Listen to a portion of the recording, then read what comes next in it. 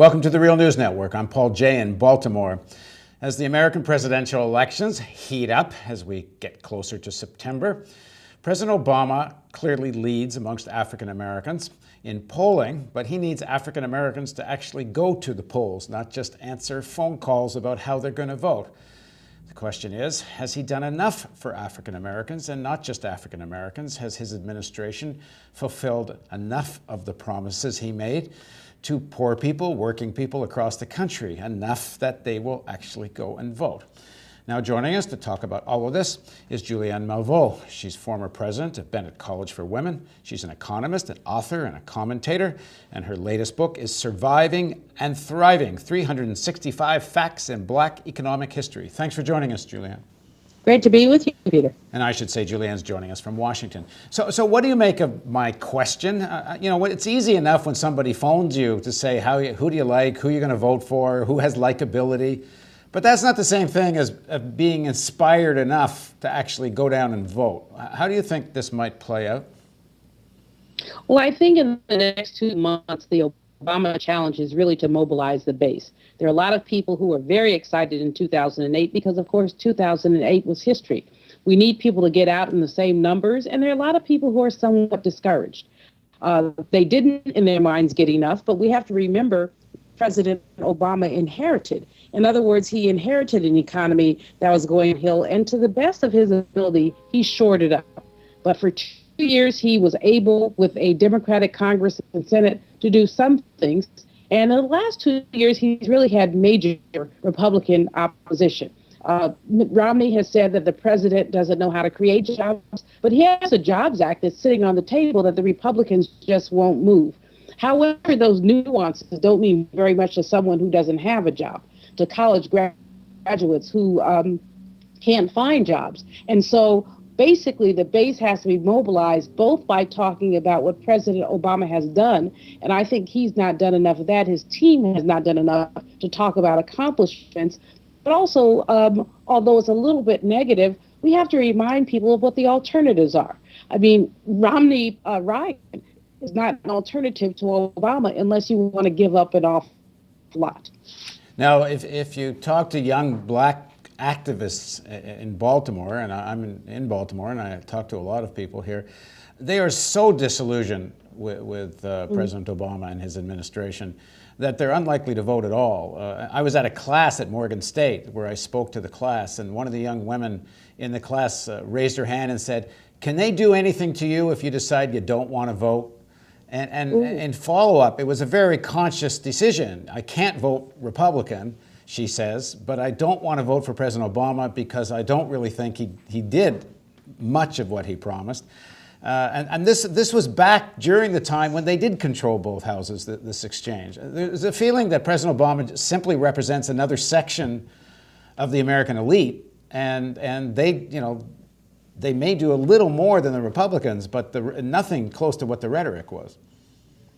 Well, the rhetoric was soaring. The rhetoric was game-changing. Everyone was excited by the tone, yes, we can, yes, we can.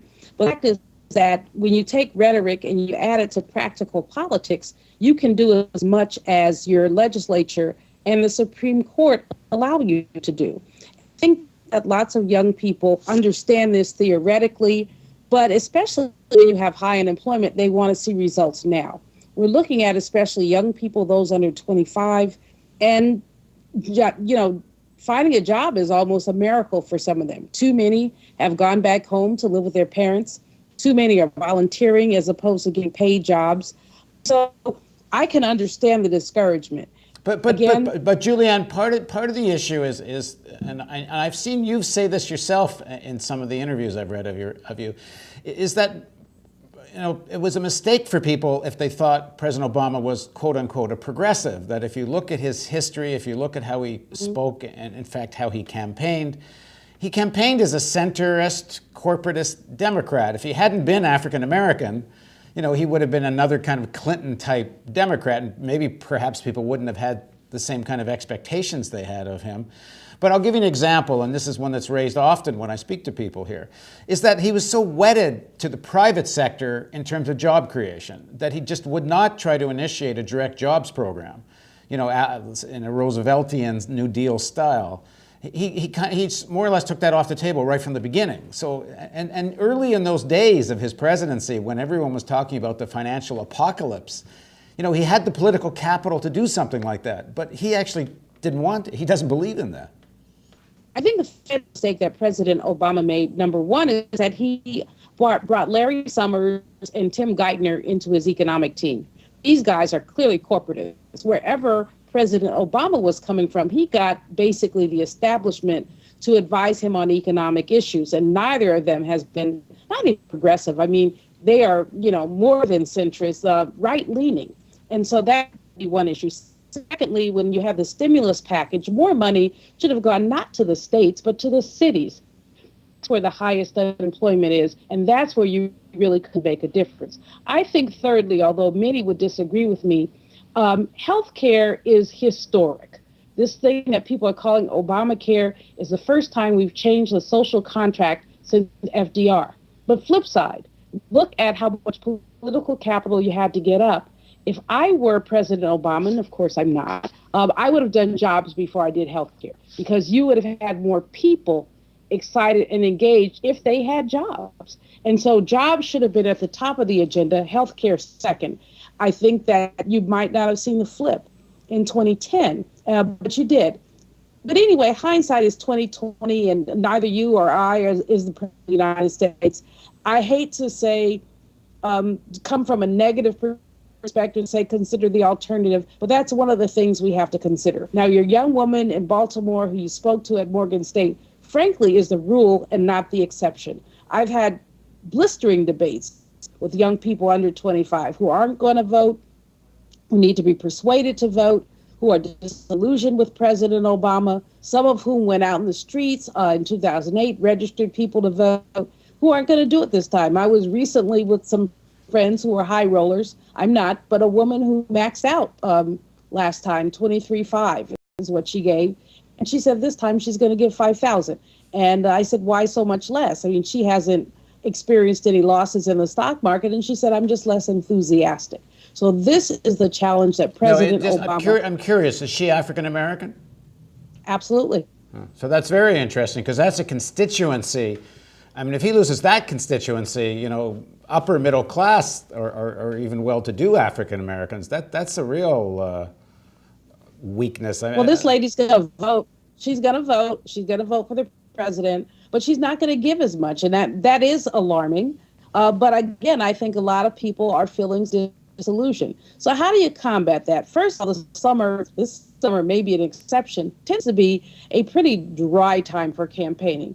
While you and I and people who are political junkies pay a lot of attention to the conventions, a lot of people don't pay attention to politics until a little bit after Labor Day. And so September and October, with the debates and everything else, is going to be a high energy time. And the president's job is to take his high energy and his team and mobilize, get the base out. Okay, in one of your interviews, you said, essentially, I'm paraphrasing you, and if I'm a little brutal doing it, please say so, but more or less you said, okay, we're all pretty disappointed with the Obama administration, but, a Romney-Ryan presidency will be so much worse that you got to support Obama, and your but was now focus on developing independent politics, an independent movement that makes demands on behalf of African Americans and other working people. So if I paraphrased you right, what are you envisioning in terms of that independent politics? What does that look like?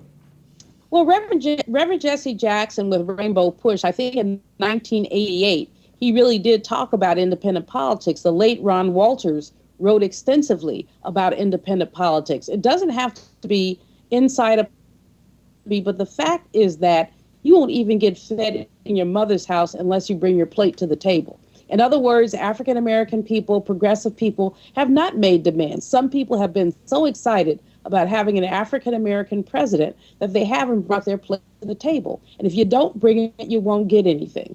Even more importantly, I think people have to uncouple themselves from some of these parties and some of their rhetoric. We can still be supportive of President Obama or others, but I think that in some ways, working outside the system may be more effective at this juncture working inside the system.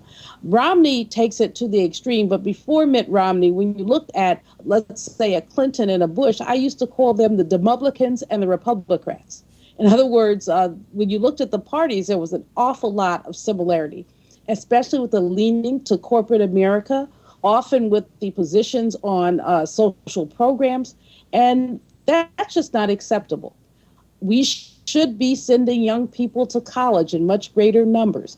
China, India, and Eastern Europe are investing in higher education while we're divesting. These are some of the conversations we need to have, and they don't need to be conversations we can have inside the party tent.